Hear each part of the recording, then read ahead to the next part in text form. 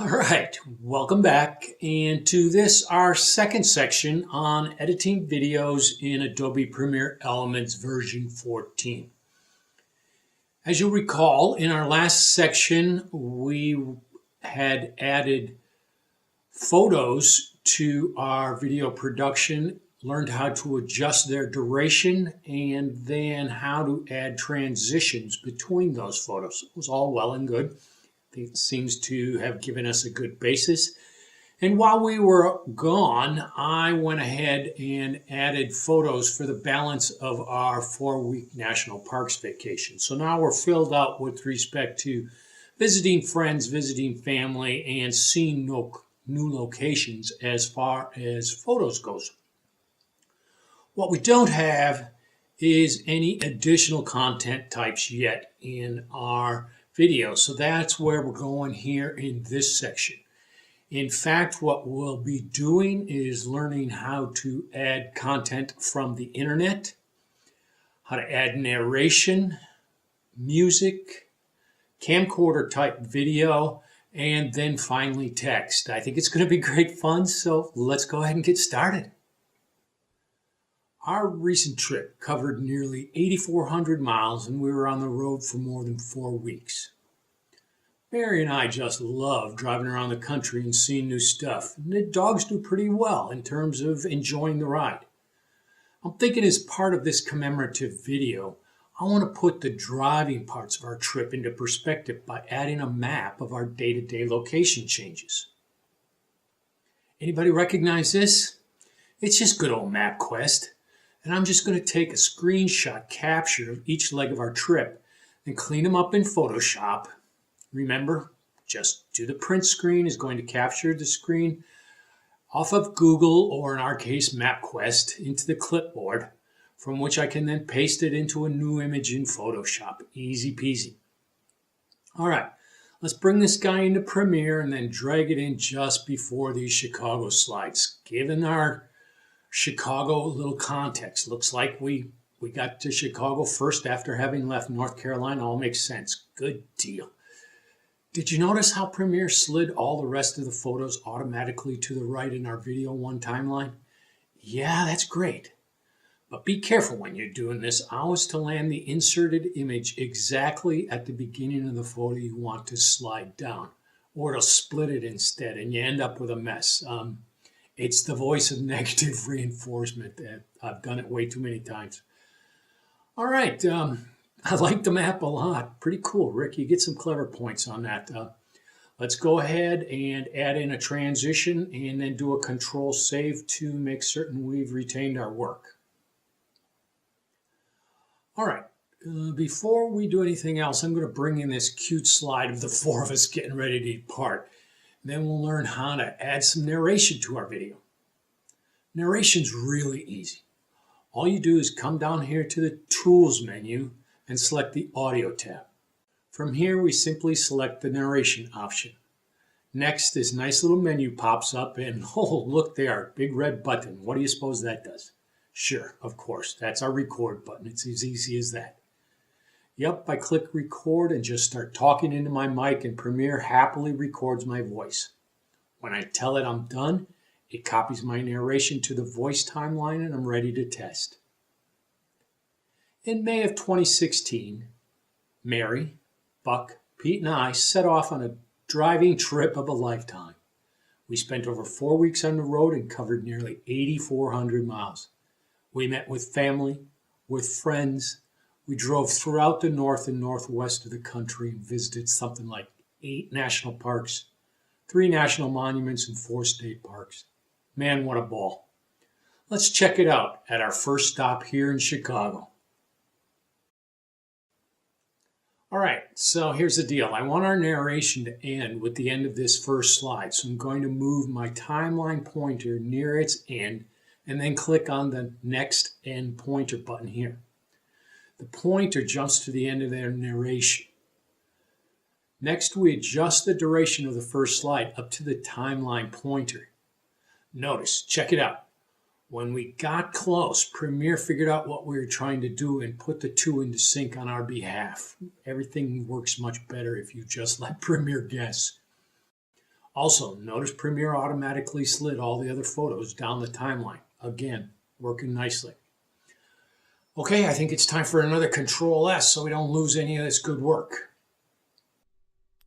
Well, I expect many of you have already guessed what we'll add to our project next.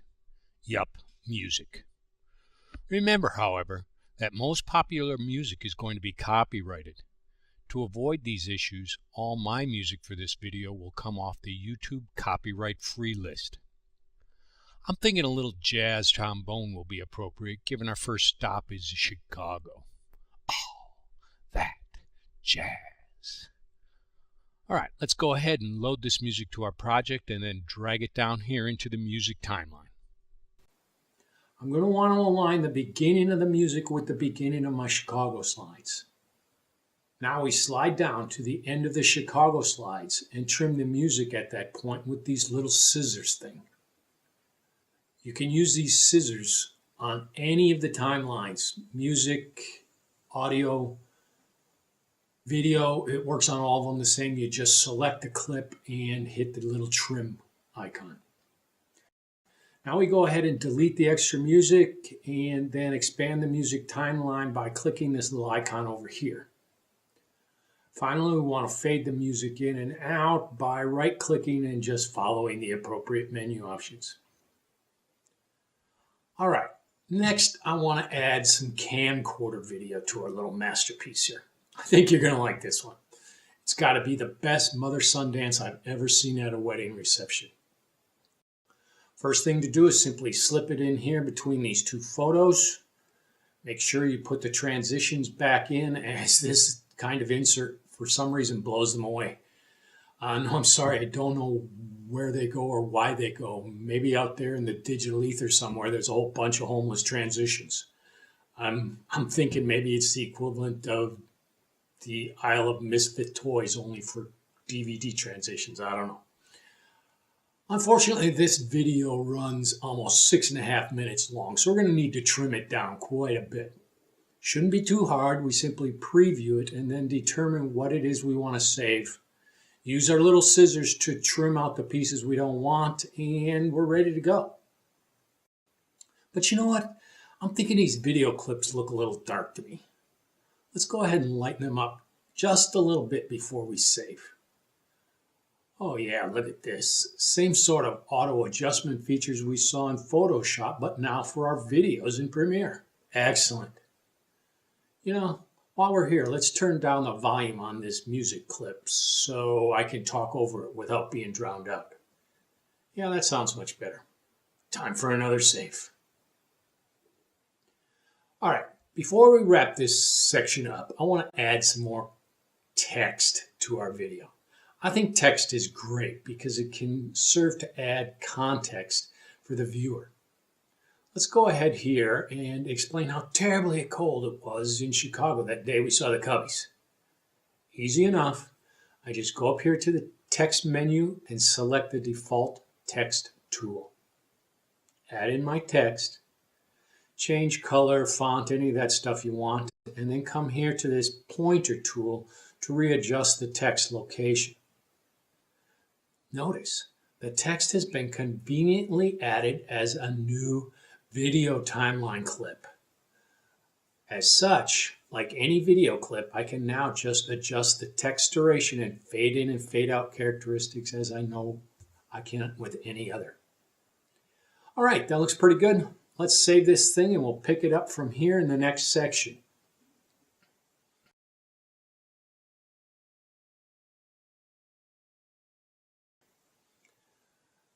Okay, I know you got to be getting really excited about our little masterpiece here. It's starting to really come together.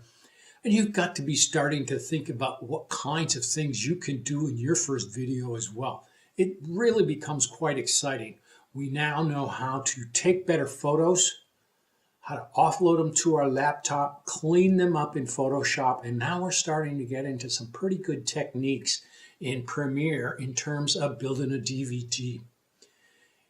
If you'll recall, in the last section we learned how to add in photos. In this section we learned about adding in additional content types. In particular, we began by grabbing some maps off of MapQuest on the internet. Simply doing a print screen copy of those and then pasting them into a new blank image in Photoshop. Save them from there and then drag them into Premiere and treat them like any other photo image. Worked perfectly for our little maps such that we could track our day-to-day progress around the country. From there, we went on and added some narration. Again, super easy. You just follow the narration wizard kind of thing. And again, I like it sort of to put an intro onto my video. That is, tell the viewer what they're going to see, show it to them, and then at the end, summarize what they've seen. The parallel to teaching in this kind of environment where, as an instructor, it's my job in each section to sort of tell you what you're going to learn, teach it to you, and then review it with you again at the end, as we're doing now. Easy enough. Our next content type was music. Super easy. Bring it into the project, drag it to the music line, and trim it up. A word here, I personally like instrumental much better than I do voice type music, because it's my thinking that the voice-based music can sometimes be more of a distraction than it is a compliment. So you don't want it to become the story. You want it to be complementing your story. Next, we added in some camcorder video. Easy stuff. Again, you just drag it into the video timeline or onto a separate timeline as far as that goes, and trim it up with the little scissors tool. And remember, though, add back in those transitions, because for some reason they go to the Isle of Misfit transitions. Again, just one of those words of advice from somebody who's messed it up enough times. We finished this section by adding in some text describing how cold it was for our Cubbies game in Chicago. I think it adds context to the story. And please remember that 10 years from now, you're not going to have the same recall of these events that you do now.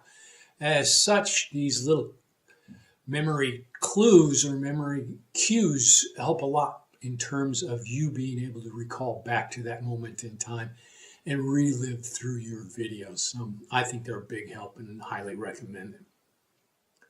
Alrighty, that concludes this section on adding new content types to our video masterpiece.